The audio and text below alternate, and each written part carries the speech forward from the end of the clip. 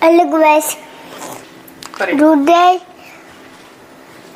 kadala this guys.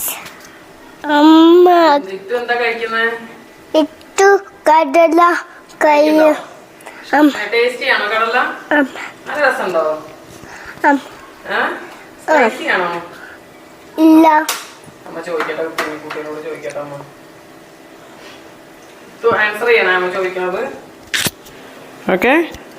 Hello guys. Hello പറയുമ്പോ ഇങ്ങനെ പറയണ്ടേ? Hello.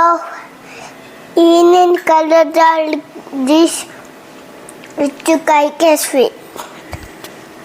ഇതെന്താ കഴിക്കണത്? കഴിഞ്ഞോ?